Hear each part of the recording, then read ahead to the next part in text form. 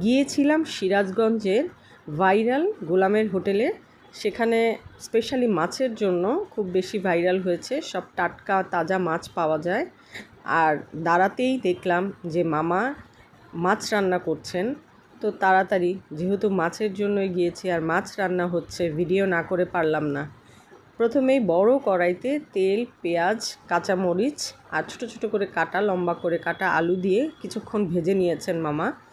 তারপরে হলুদ দিয়েছেন, মরিচের গুঁড়া দিয়েছেন, দিয়ে আরও কিছুক্ষণ ভাজা ভাজা করেছেন।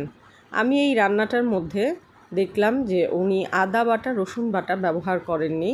হলুদ, মরিচের গুঁড়া, জিরা গুঁড়া করা আর অল্প গরম মশলা গুঁড়া করা।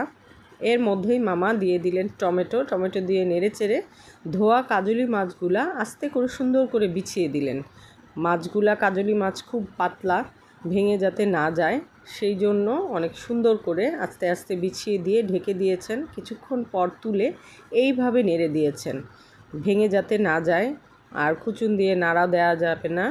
মামা এই ফাঁকে একবার লবণ টেস্ট করলেন, লবণ একটু কম হয়েছিল, সেই জন্য মামা আবার লবণ দিয়ে দিলেন। লবণ দিয়ে নেড়ে চেড়ে কিছুক্ষণ পরে আবার ঢেকে দিয়েছেন। আগুন এত ধাউ ধাউ করে জ্বলছিল, চুলাটাও বেশ বড়, পাশে দাঁড়ানো যাচ্ছিল না। এরপর উনি আবার কিছুক্ষণ এইভাবে ঝুলিয়ে নেড়ে দিলেন, নেড়ে দিয়ে আবার ঢেকে দিয়েছেন। একেবারে সাথে সাথে কাটা টাটকা মাছ সাথে সাথে রান্না করা, এই জন্য স্বাদটাও ছিল অপূর্ব, অনেক সুন্দর। কিছুক্ষণ রেখে উনি আবার ঢেকে দিয়েছেন। এই তো কমপ্লিট হয়ে গেল রান্না। এই যে সেই কাজলি মাছ, অনেকে বাতাসি মাছও বলে থাকে।